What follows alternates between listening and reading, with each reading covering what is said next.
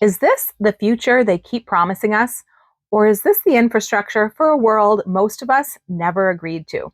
Data centers, they are the backbone of AI technology. Data centers. Data centers. Rapid growth of data centers. Massive buildup of AI data centers. Why does the country need a data center this big? 10,000 acres? Data centers. Data centers. Data centers. All across the country, massive data centers are being planned, approved, and built at a speed and scale that is downright frightening.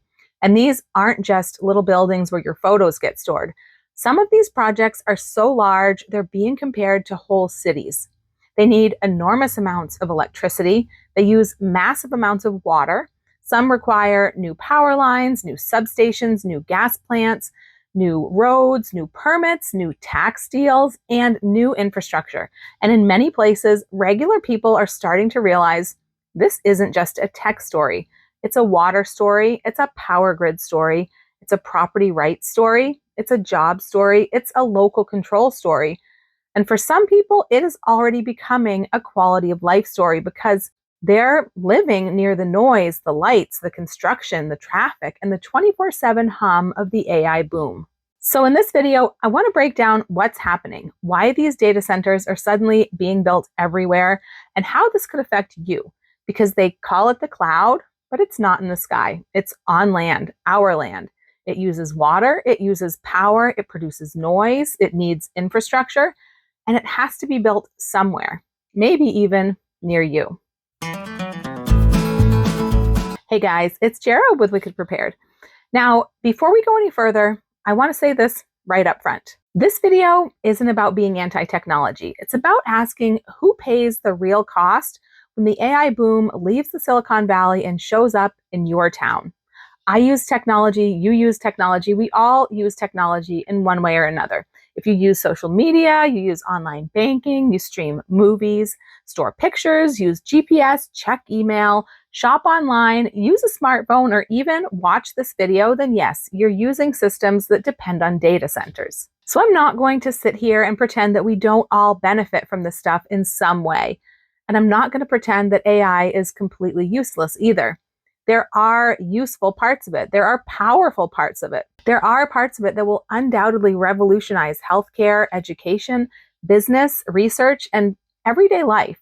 But there's a difference between using technology and blindly accepting a massive infrastructure build out without asking any questions. And that's what this video is about, because the question isn't just, do we need data centers? The questions are, how many do we need? How big do they need to be? And why?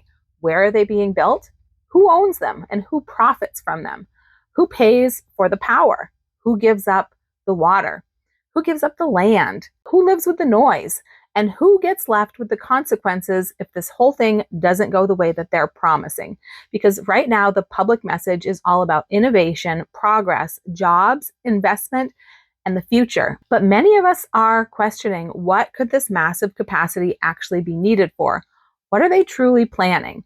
And the people living near these projects are asking very different questions altogether. What is this going to cost us? One of the stories that really brought this issue into the spotlight recently was a massive AI data center project in Utah. This project has been called Stratos. And when people started reporting on the original plan, the numbers were almost hard to believe. It was reported as being around 40,000 acres. That's roughly 62 square miles, and that's more than twice the size of Manhattan. This is not a warehouse, not an office park, not a regular industrial building. A data center campus so large it was being compared to a city. And this project was also reported as being a 9 gigawatt project. Now that number may not mean much to you, and it definitely didn't mean much to me at first, but 9 gigawatts is an enormous amount of power. That's the kind of number that makes people stop and say, wait a minute, what exactly are they building? And why does it need to be that big? Now, there's already been backlash. There have been concerns from residents. There's been concerns from environmental groups. There have been questions about transparency, land use, water, energy, and local control. And there have also been reports that the project may be scaled back. But even if it is scaled back, that doesn't make the bigger issue go away, because the real story isn't just one project in Utah. The real story is that this is happening all over the country. Utah is just the example that made a lot of people finally stop and say, hold up, what's going on here? For a long time, data centers were basically invisible to most people. We knew they existed, but we didn't really think about them. They were just part of the background.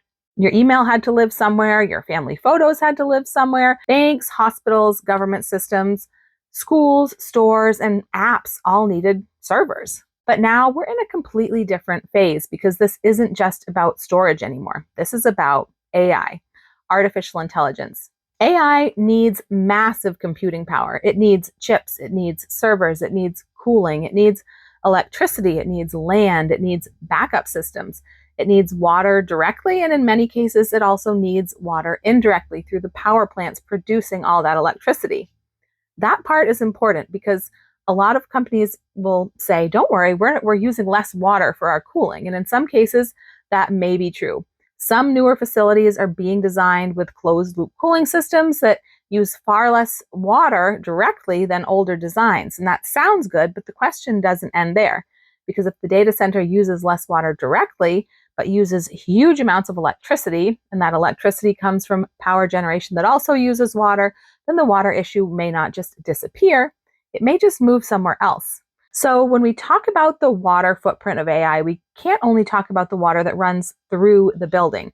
We also have to talk about the water behind the electricity. And that's where this starts to feel much bigger because they call it digital infrastructure, but there's nothing imaginary about what it takes to run it. The power is real, the water is real, the land is real, the noise is real, the tax deals are real, as are the loopholes. So why is this happening so fast? Why are data centers suddenly popping up everywhere? The simplest answer is AI. Every major tech company is racing to dominate artificial intelligence. And this is not a small race. This isn't a few companies experimenting with a new app.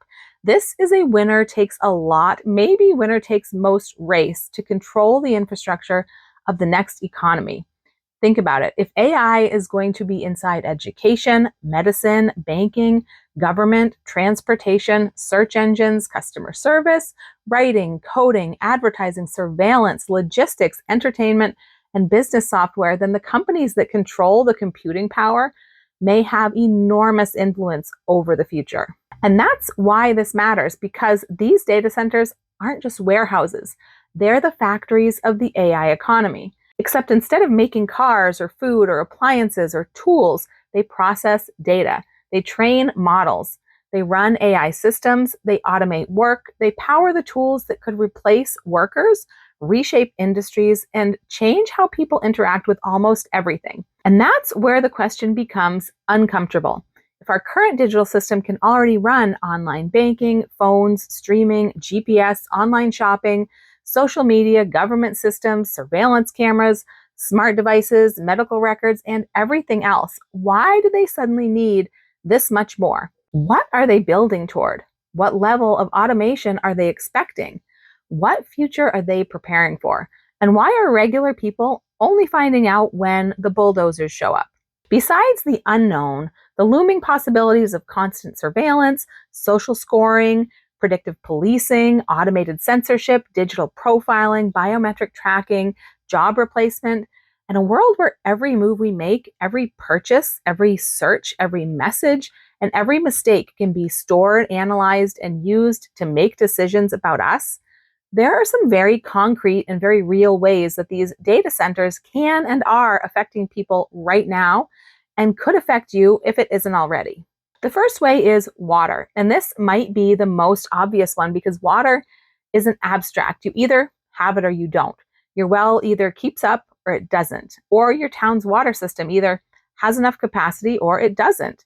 When you turn on your tap, your water pressure is either there or it isn't. And when you're talking about large data centers, water can become a serious issue. Now, again, not every data center uses the same amount of water.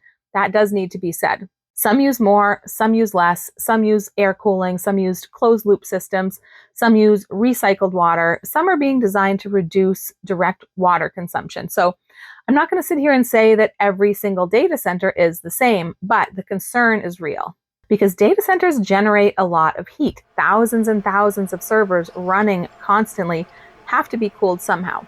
And depending on the design and the location, that can mean a lot of water. Some large data centers can use millions of gallons of water per day. And some of the new AI data centers are being planned in areas that are already dealing with drought, water stress, or long-term concerns about water supply. And that should make people ask questions. Because imagine living in a community where families are being told to conserve. Maybe farmers are worried about their crops and their animals. Maybe wells are under pressure. Maybe the town is already talking about restrictions. Maybe residents are being told not to water their lawns or to take shorter showers, to pay higher rates. And then a massive facility gets approved that may need large amounts of water to keep machines running. At that point, people are going to ask, who gets priority? The families, the farms, the local businesses, or the data center? And that's not a crazy question because water isn't just another line item. Water is life. Without water, nothing else works. Your garden dies, your animals die, your life is disrupted at the very least. And if regular people are being told to sacrifice while mega corporations are locking in access to huge amounts of water, people have every right to be angry. One of the stories that stands out is in Oregon, where Google's data centers became a major local issue, and the public wanted to know how much water was being used, but that info wasn't handed over readily. The city fought the release of those records. Eventually, after a legal battle, the numbers came out, and reporting showed that Google's data centers were using more than a quarter of the city's water. That's exactly the kind of story that makes people suspicious, because when the answer is, oh, don't worry about it, but the details are hidden behind legal fights, trade secrets, and non-disclosure agreements, that doesn't build trust. It does the opposite. If it affects the aquifer, the people have a right to know. If it affects the future of that community, the community has a right to know. And again, this water conversation doesn't stop at cooling, because these facilities need massive amounts of electricity, and power generation often has its own water footprint. Natural gas plants, coal plants, nuclear plants, and some other types of generation can use water for cooling as well. So even if a company says, our data center doesn't use much water, the next question should be, where is the electricity coming from? How much water is used to produce that electricity? Is that power coming from a region that's already water stressed? Is it being generated locally? Is it being transmitted from somewhere else? And are those impacts being counted when the company talks about its water use? Because sometimes the cost doesn't disappear, it just gets moved out of sight. That's why the issue is so hard for regular people to track. The company can say the building itself is efficient. The utility can say the grid can handle it. The town can say it is good for economic development. The state can say it's good for innovation. But the average person is left trying to figure out the whole picture. Direct water, indirect water, power demand, grid upgrades, transmission lines, tax incentives, long-term jobs, local noise, property values, and the possibility that the real cost will be shouldered by people who didn't agree to any of it. The second major issue is electricity, and this one could affect people even if they live nowhere near a data center, because AI data centers use enormous amounts of power. The EIA says that US power consumption is expected to hit record highs in 2026 and 2027, with commercial use surpassing residential for the first time ever next year. This is largely driven by data centers and their massive thirst for power. Permits issued through 2025 suggest that new data centers could consume more electricity yearly than every US state except Texas. That power has to come from somewhere. Maybe from the existing grid, maybe from new gas plants, maybe from renewables, maybe from nuclear, maybe from geothermal, maybe from a private arrangement with a utility, maybe from on-site generation. But one way or another, it has to be produced, transmitted, and paid for. Nothing this big exists in a vacuum. And when massive new demand gets added to an already strained grid, people have a right to ask whether ordinary customers are going to end up paying more, because utilities don't upgrade infrastructure for free. New substations aren't free. New transmission lines aren't free. New power generation isn't free. And if these costs get spread across ratepayers, then families may end up helping to pay for the infrastructure that mainly benefits some of the richest companies in the world. That's the issue. It's not just will they bring investment, it's who gets the investment and who gets the bill. because a tech company may get a special wholesale rate. A tech company may get tax breaks. A tech company may get infrastructure support. A tech company may be able to negotiate terms that an ordinary family could never get. Meanwhile, the people living in that community may see rising electric bills, water concerns, more industrial development, more noise, more traffic, and more strain on their local systems. And that's why people are starting to push back, because they feel like they're being asked to subsidize their own replacement.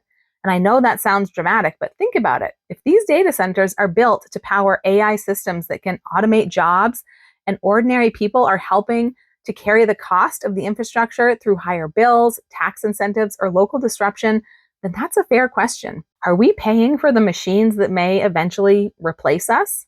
The third issue is land, and this is where the story becomes very personal, because data centers don't just need a building, they need land, they need power lines, they need substations, they need pipelines, they need roads, they need water infrastructure. They need access to fiber. They need industrial zoning. All of that has to go somewhere. Sometimes that means farmland. Sometimes it means rural communities. Sometimes it means neighborhoods. Sometimes it means transmission centers going across private property. And in some places, tech companies and utility providers are using eminent domain to seize people's homes or land because of the power demands that's tied to those data centers. Eminent domain is the legal authority of the government to seize private property for public use without the owner's consent. This must be for infrastructure that benefits the public, like highways, schools, utility lines. They only have to pay the property owner the fair market value of the property being seized, and there's not much you can do about it. Yes, it can be challenged in court, either the actual benefit to the public or the value of the compensation, but the process is rarely successfully stopped. It's not always the data center company directly taking someone's home. Sometimes it's the utility infrastructure needed to support the data center boom. But if you're the homeowner, that distinction probably doesn't feel very comforting. If a new transmission line is coming through your property because the region needs more power for massive data centers, this is no longer a distant tech story. It's at your front door. The data center may not be built in your backyard, but the power line could run through your town. The substation could be built in your neighborhood. The water demand could come from your county. The gas plant could be built in your region. The tax incentive could come from your state.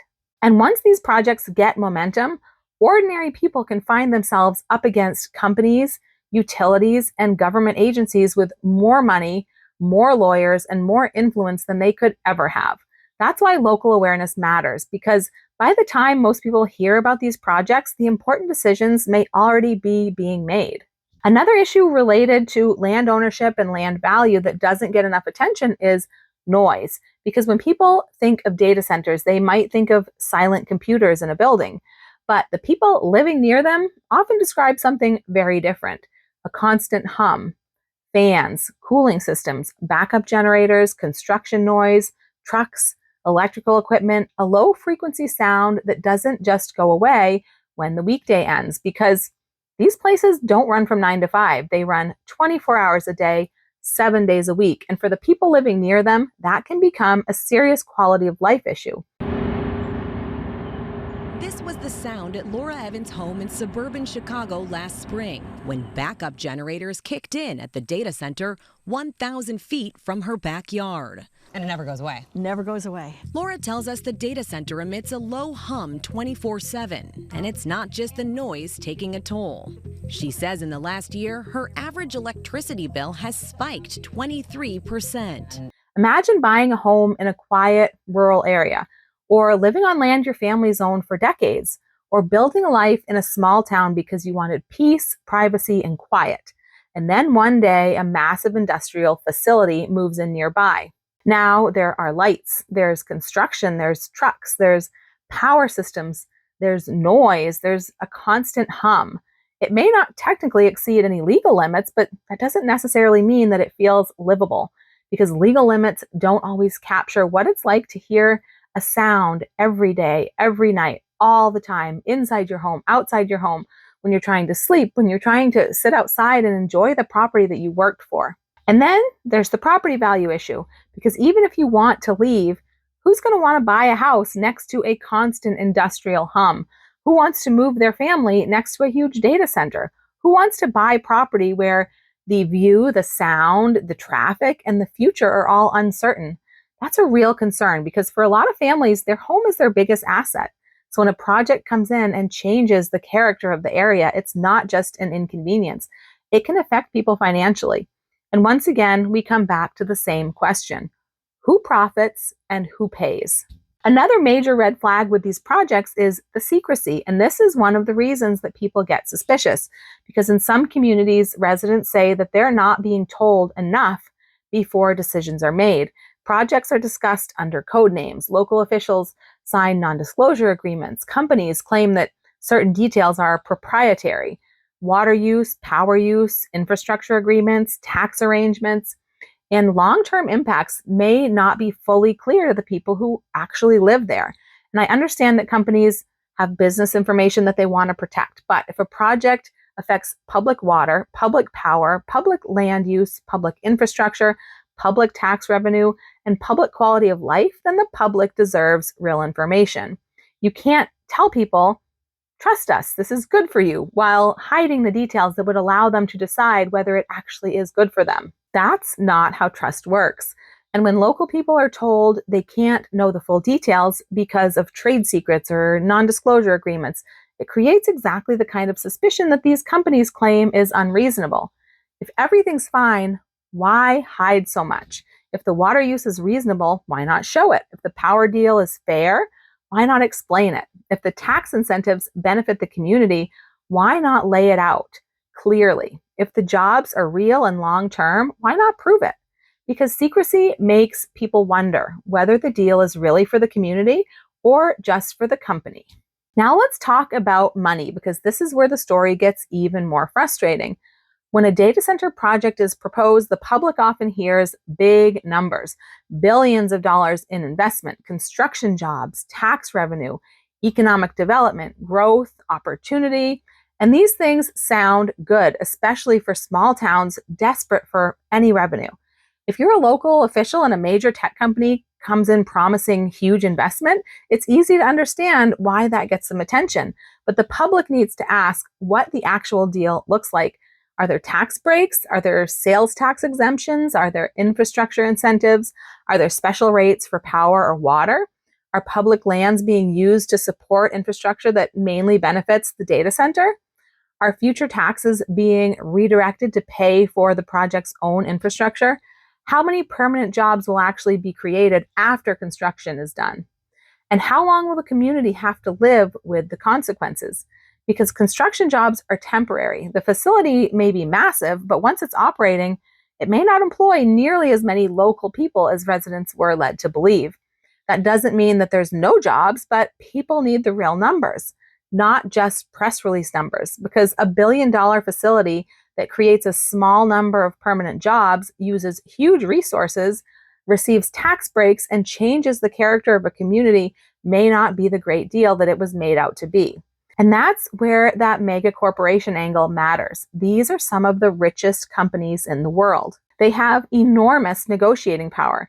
They can shop around for locations. They can pit states and towns against each other. They can hire consultants and lawyers and lobbyists and public relations teams. And a small town may not be equipped to negotiate with them on equal footing. This isn't a conspiracy, it's just reality. A small town is not on equal footing with a $1 billion company. So when these deals are made, the people who live there should be paying very close attention. Because if the company gets the profits and the community gets the burden, that's not progress. Now we have to talk about jobs, because this is the part that makes the whole thing feel even bigger. Data centers are being sold partly as economic development, but the technology they support is being built to automate work. That creates a very uncomfortable tension. On the one hand, communities are told this is going to bring jobs. And on the other hand, the entire AI industry is racing to create systems that can do more and more of what human workers used to do. Customer service, writing, coding, research, marketing, accounting, legal work, medical support, education, design, office administration, data analysis, translation, scheduling, and even creative work, and probably a lot more. So the question isn't just how many jobs does the data center create? The question is how many jobs does the AI it powers replace? You could ask Bill Gates. Everyone's talking about AI, and that's the big topic. Everyone's saying how it's going to take over and all this stuff, and it's bad or it's good or we don't know. People are like, wow, this is a bit scary. It's completely new territory. I mean, will we still need humans? Not for most things. We'll decide. Bottom line, if a community gives up water, power capacity, land, tax revenue, and quality of life to support infrastructure that helps automate human workers, then people deserve to ask if they're getting a fair deal. And I know some people will say it's just progress. Maybe. But progress for who? Progress for the company? Progress for the shareholders? Progress for the executives? Progress for people who own the machines? Or progress for the average family trying to pay their electric bill, keep their job, keep their home, and keep their community livable? Those aren't anti-technology questions. Those are basic common sense questions. And here's the uncomfortable truth. Even if you don't like AI, you still have to understand it. You still have to learn how it affects your job. You may still have to use it in some way to keep up, because if your competition uses AI, your employer uses AI, your industry uses AI, and customers expect the speed and output that AI can make possible, then pretending it doesn't exist probably isn't a good plan. That doesn't mean that you have to blindly trust it. It means you have to just be awake, because this is moving fast.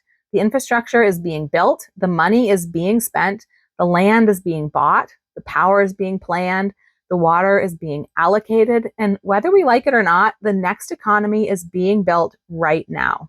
So let's come back to the bigger question. Is this the future, or is this the beginning of something that we should have slowed down and thought through before we handed over our land, water, power, privacy, and jobs? Because the companies building this want us to see it as progress, and maybe parts of it are, but history is full of things that were sold as progress while ordinary people paid the price. Railroads changed the country. Highways changed the country.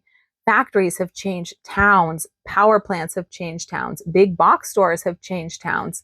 The internet changed the world. And now data centers will change things too. The difference is that this time, many people don't even understand what's being built. They hear cloud and they think it's invisible. They hear AI and think it's just an app. They hear data center and they think it's just a building, but it's not just a building. It is infrastructure. It is ownership. It is power. It's water. It's land. It's energy. It's the physical backbone of the digital world. And if that backbone is owned and controlled by a small number of mega corporations, then people have every right to ask where this is heading. So what can you actually do with this information? Because I don't want this video to just be fear and complaints. I want it to be useful. The first thing I would do is pay attention locally. Watch your planning board meetings. Watch zoning changes. Watch land use applications. Watch utility filings. Watch water agreements. Watch tax incentive deals. A lot of these projects don't start with a big national headline. They start quietly. A code name, a rezoning request, a technology campus, a digital infrastructure project, a hyperscale development, an AI campus, a transmission expansion, a substation upgrade. These are the kind of words to watch for. Second, watch your utility. If your utility starts talking about rising demand, major grid upgrades, new power plants, new substations, or new transmission lines, ask who the power is for. Is it for the population growth? Is it for homes? Is it for businesses? Or is it for a small number of massive industrial users? Third, watch water. If a project is proposed near you, ask where the water is coming from. Municipal water, groundwater, river, a lake, reclaimed water, and what happens during drought? Does the data center get restrictions just like everyone else? Or does it have a special contract? Fourth, watch the jobs claim. Ask how many permanent jobs there will be after construction, not just temporary construction jobs, permanent local jobs, and ask what those jobs pay. Fifth, watch the tax deal. Don't just listen to the big investment number. Ask what the company gets. Ask what the community gives up.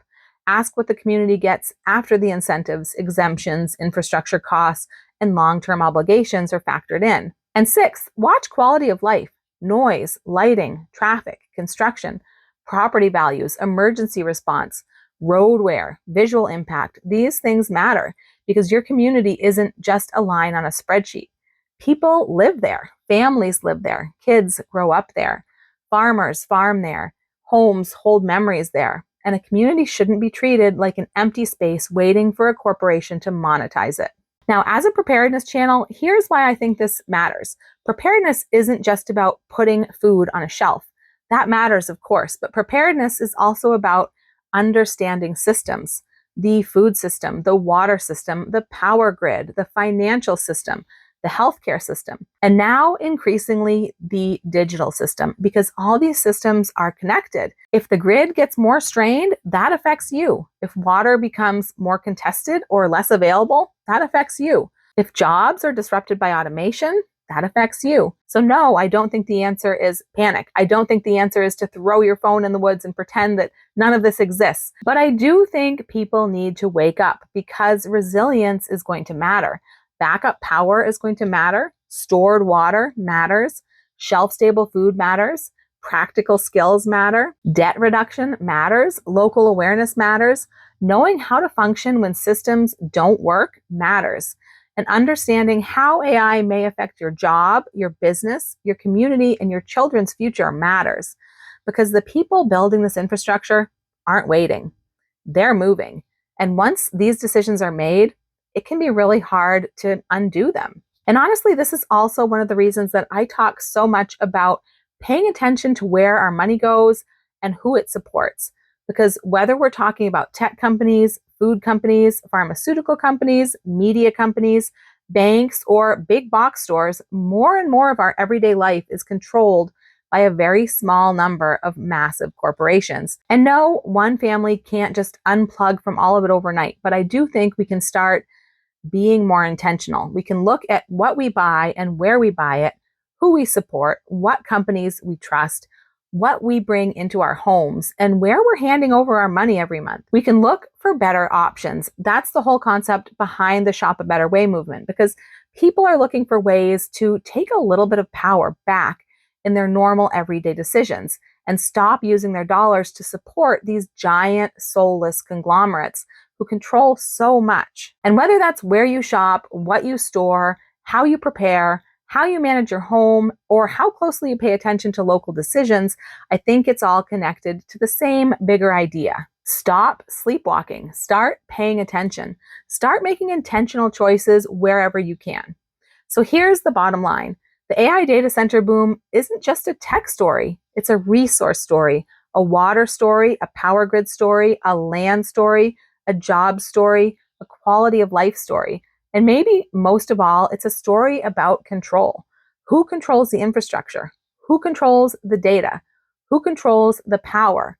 Who controls the future economy? And who gets stuck paying for it? I'm sure that some of this technology will be useful. Certainly some of it will improve our lives.